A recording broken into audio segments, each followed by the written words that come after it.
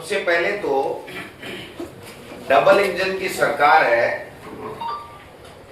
वो double engine नहीं होकर के ट्रबल इंजन हो गई है। ट्रबल इंजन, इनके दोनों इंजन है, वो जनता के लिए ट्रबल इंजन हो गए। ट्रबल में डाल दिया जनता को। राजस्थान के इतिहास में इतना नीरस बजट हमने कभी नहीं सुना। सत्ता पक्ष के लोग सो रहे थे और केवल एक ही चीज की होड़ लगी हुई थी कि उप मुख्यमंत्री जी, जो वित्त मंत्री भी है, बजट पढ़ रही हैं, उनको अगर 10 बार पानी का गिलास दिया तो मुख्यमंत्री को भी 10 बार दिया। ये एक समानता हमें देखने को मिली है। और जब आखिरी में हम लोग गए कि आज आप अपनी पार्टी है, आप भी थोड़ा इधर चलो, धन्यवाद दे दो, ये दे दो, तो हमने देखा कि उप मुख्यमंत्री जी से ज्यादा मुख्यमंत्री जी की तरफ लोग जा रहे थे। वो धन्यवाद देते तो समझ में आती, लेकिन कह रहे थे साहब वो आपको दिया था पन्ना, मेरा तो नाम ही नहीं है, मेरा तो नाम ही नहीं है। तो बड़ी विचित्र स्थिति थी। आप देखिए 21,000 करोड़ रुपए की स्कूलों के भवन के लिए और मरम्मत के लिए आवश्यकता है। ये राजस्थान उच्च न्यायालय में हमारी सरकार का जवाब है, शिक्षा विभाग का, मेरा और आपका नहीं है। उनको दिए गए 550 करोड़। पिछली बार मिसिंग लिंक में सड़कों के अंदर 1200 करोड़ रुपए दिए गए थे। वो एक दिगर बात है कि अभी तक उसका काम पूरा नहीं हुआ। अब की बात दिए गए केवल 600 करोड़ रुपए। जो अतिवृष्टि के कारण से सरकारी भवन आदि का नुकसान हो गया, उसके लिए पिछली बार दिए गए थे 800 करोड़ रुपए। उसमें से 1 रुपया भी खर्च नहीं हुआ, अभी तक वो काम नहीं हुआ। अब की बार दिए गए 500 करोड़ रुपए। यानी अतिवृष्टि से नुकसान हुआ, पिछली बार से आधा बजट, पिछली बार का खर्च नहीं। स्कूलों के अंदर पिछली बार में मरम्मत में ज्यादा दिया और अब 21,000 करोड़ की आवश्यकता है तो उसको कम कर दिया। और जो 2 साल तक बड़ी बड़ी बातें करते रहे दो चीजों पे, पेपर लीक,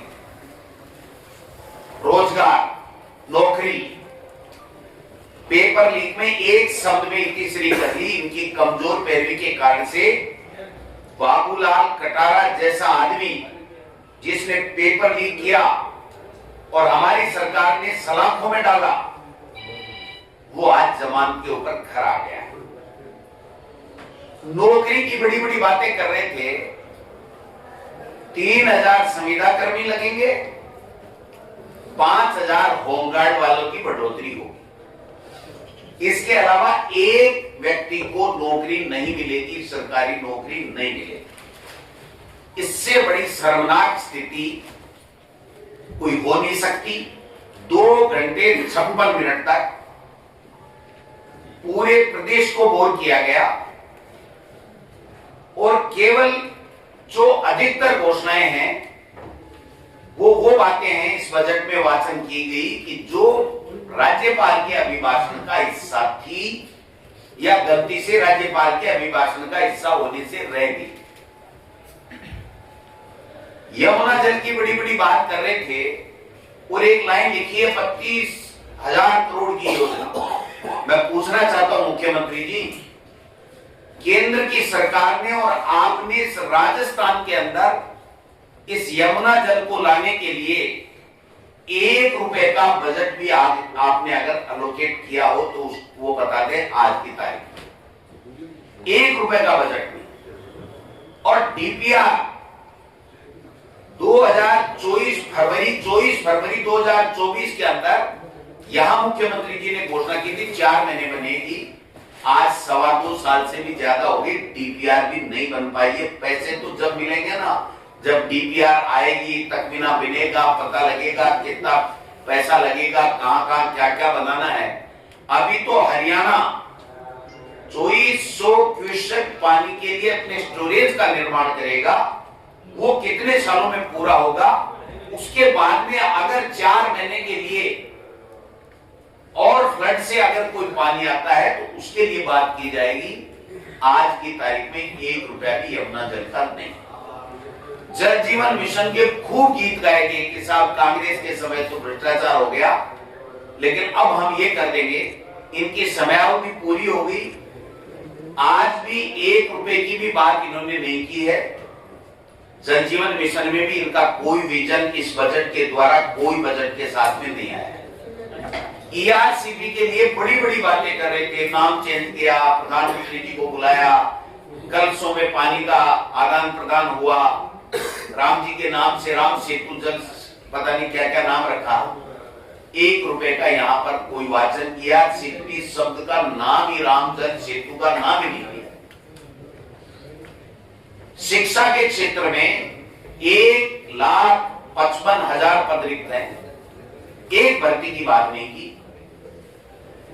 स्वास्थ्य के बारे में आरजीएचएस का पट्टा बैठा दिया, गरीब को कोई इलाज नहीं मिल रहा है, उसके लिए कोई इंफ्रास्ट्रक्चर कैसे होगा, कैसे राइट टू हेल्थ जो कांग्रेस की सरकार लेकर के आई थी, आज तक उसके नियम भी नहीं बनाए।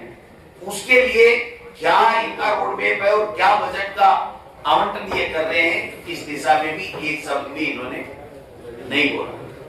कर्मचारी जो दुखी हैं उनको किस प्रकार से इस बजट के माध्यम से राहत दी जाएगी, कर्मचारी कल्याण का एक शब्द इसके अंदर नहीं। और इस सब को छोड़िए, जो पत्रकार 24 घंटे निगरानी करके सरकार के सामने जनता के मुद्दों को रखता है, उनका नाम तक नहीं लिया। देना तो बहुत दूर की बात है, कुछ दे तो सकते ही नहीं है, नाम तक नहीं लिया। केवल प्रशिक्षण करा देंगे, प्रशिक्षण करा देंगे, खुद को प्रशिक्षित हो जाओ भाई साहब, मिलके मंत्रिमंडल को प्रशिक्षित कर दो, दिलावर साहब का प्रशिक्षण कर दो।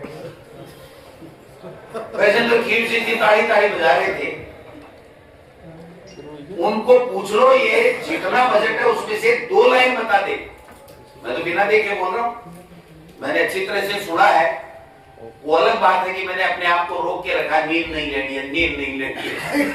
उनके कई लोग सो गए लेकिन मैं नींद नहीं ली, और नींद नहीं ली इसलिए मैं कह सकता हूं कि शिक्षा में कुछ नहीं, स्वास्थ्य के लिए कुछ नहीं, कृषि का 1 लाइन में नाम निपटा दिया। कृषि मंत्री जी के छापों से क्या लाभ हुआ वो तो वाचन कर देते, आगे का कोई रोड मैप वो तो बता दीजिए, किसान के कल्याण के लिए आपने क्या किया वो बता दीजिए। तो किसान गायब, नौजवान गायब, बेरोजगार गायब, मातृशक्ति का सशक्तिकरण गायब, मीडिया गायब, पेयजल में पीने का पानी कैसे मिलेगा वो चीज गायब, सड़कें गायब, इंफ्रास्ट्रक्चर गायब। 2 ही चीज दिख रही थी, एक तो मुख्यमंत्री जी भाषण देती हुई, एक मुख्यमंत्री जी के सामने पानी का गिलास रखा हुआ, उदास थे, बहुत उदास थे मुख्यमंत्री जी। मैंने तो उठ के खड़ा भी होकर के कहा भी था कि इन बजट बनाने वाले अधिकारियों का भी एक शब्द धन्यवाद का तो दे दो, क्योंकि हमारा 2028 का रास्ता इन्होंने आसान कर दिया। वो तो नहीं दे रहे थे, मैं देना चाहता हूं इन अधिकारियों को धन्यवाद, जिन्होंने इस तरीके का बजट बना के दिया कि न बनाने वाले के समझ में आया, न मेल थपथपा रहे थे सत्ता पक्ष के समझ में आया, न उप मुख्यमंत्री जी के समझ में आया, न मुख्यमंत्री जी के समझ में आया, न जनता के समझ में आएगा। और मैं समझता हूं कि शायद, मुझे पूरा विश्वास है कि आपको भी समझ में नहीं आया होगा कि लिखें क्या, कल क्या न्यूज बनाए। आज ब्रेकिंग न्यूज यही पड़ेगी कि बजट बनाया मुख्यमंत्री जी ने, वाचन किया डिप्टी सीएम ने, प्रेस कॉन्फ्रेंस करेंगे सीएम, और इनके इस नाकामी का भुगतेगी राजस्थान की जनता। एक सेक्टर में भी अगर इन्होंने अपना कोई विजन, इस प्रदेश को 2047 की बात कर रहे हैं, मैं तो कहता हूं अगर इसमें यह भी लिख देते कि गलती से हमारे पास पैसा नहीं था, हमारे पास अनुभव की कमी थी, हम सीएमओ और सीएस के बीच में झगड़े के चक्कर में 2 साल काम नहीं कर पाए। अब हम पिछले दोनों बजट में जो 70% से ज्यादा जो बजट घोषणाएं रहेगी उनको पूरा कर देंगे, तो ही हम तो उनको धन्यवाद दे देते कि चलो कम से कम देर आए दुरुस्त आए। अब तो कम से कम पिछले 2 साल की बजट घोषणाएं तो पूरी होंगी। उनको सबको पता चल रहा था कि निपट गए भाई साहब, लेकिन फिर भी मजबूरी में तालियां बजानी पड़ रही थी। मैं समझता हूं कि इसमें हर वर्ग गायब है। राजस्थान का कल्याण 2026 में क्या करने जा रही है सरकार, इसका कोई विजन नहीं है। इनको तो नरेंद्र मोदी जी का नाम लिखना जरूरी था, लिख दिया। 2047 लिखना जरूरी था, लिख दिया। इसके अलावा आप बता दीजिए, एक स्कूल खोला क्या, कोई घोषणा हुई? एक कॉलेज खोलने की घोषणा हुई? यूनिवर्सिटियां पूरी की पूरी खाली पड़ी हैं, उनमें नियुक्ति की कोई एक घोषणा हुई? कृषि वालों की घोषणा की है, मैं लिख के दे रहा हूं, इस 12 महीने में वो नियुक्तियां भी नहीं कर पाए। न कोई रिसर्च का प्रावधान। केंद्र की सरकार इनकी होके भी राजस्थान के लोग आज त्राहिमाम कर रहे हैं। जन सुनवाई है नहीं, कह रहे हैं हम ऑनलाइन कर देंगे। पहले ही ऑनलाइन है, बीजेपी कार्यालय में तो वो पर्ची जाती है, टोकन जाता है कि अपना आदमी है, कार्यकर्ता है, पदाधिकारी है, मंडल अध्यक्ष है या ब्लॉक अध्यक्ष है, तब अंदर जाने दिया जाता है। बाकी तो कोई किसी का प्रवेश ही नहीं है। और मैंने तो वहां भी कहा था, मैं आज भी मीडिया के माध्यम से निवेदन करूंगा मुख्यमंत्री जी, इस बजट का प्रेस कॉन्फ्रेंस हर जिलों में 1-2 दिन में जरूर करवा दीजिए, जिससे जनता को समझ में आ जाए कि इस बजट में उनको क्या मिलने वाला है। बिना कपड़े फाड़े आ जाए ना जनता से मंत्री, तो मुझे बता दें। हालांकि ये आपसे भी रिक्वेस्ट करूंगा कि आप बता दीजिए कि मुख्यमंत्री जी आप बता दीजिए कि इसमें नया क्या दिया आपने, जो इस प्रदेश को डबल इंजन की सरकार और आप इतनी बड़ी बड़ी बातें कर रहे हो। 2 साल खराब कर दिया हमारे सीएमओ और सीएस के झगड़े में, 2 साल, और अब कर दिए इस बजट में। तो 3 तो गए हमारे भाई साहब, आखिरी का 1 साल बचा है, बाकी तो 1 स्टेट 1 इलेक्शन, कहां गया वो 1 स्टेट 1 इलेक्शन का नाम ही नहीं लिया। अब राष्ट्र की बात करने लगे। इनके बस में ही नहीं है कोई चीज, न ये चुनाव ठीक करा सकते, न समय पे करा सकते, न किसी का भला कर सकते, न इस राजस्थान का प्रदेश का विकास कर सकते। इससे बड़ा नीरस और राजस्थान को गर्त में डुबोने वाला बजट कोई हो नहीं सकता है। मैं समझता हूं कि शायद मुख्यमंत्री जी इसका रिप्लाई देंगे तो कुछ छोटी छोटी घोषणाएं जो फुलझड़ियां होती है ना, बच्चे छोड़ते हैं, वो उन्होंने रख रखी होगी, लेकिन फिर भी मेन बजट जो होता है वो ही इस राजस्थान का किसी भी प्रदेश के विकास का एक डॉक्यूमेंट होता है, और उसी से बजट की प्राप्ति होती है। जो मंत्री अपने डिपार्टमेंट की डिमांड के ऊपर रिप्लाई नहीं देता है, वो भी देता है छोटी छोटी बातें, उसको रिप्लाई क्यों दें, वो बातें भी इस बजट में वाचन की थी। जैसे साधु संत प्रवचन देते हैं ना, वैसे मैडम प्रवचन देके चलेगी, देना लेना कुछ।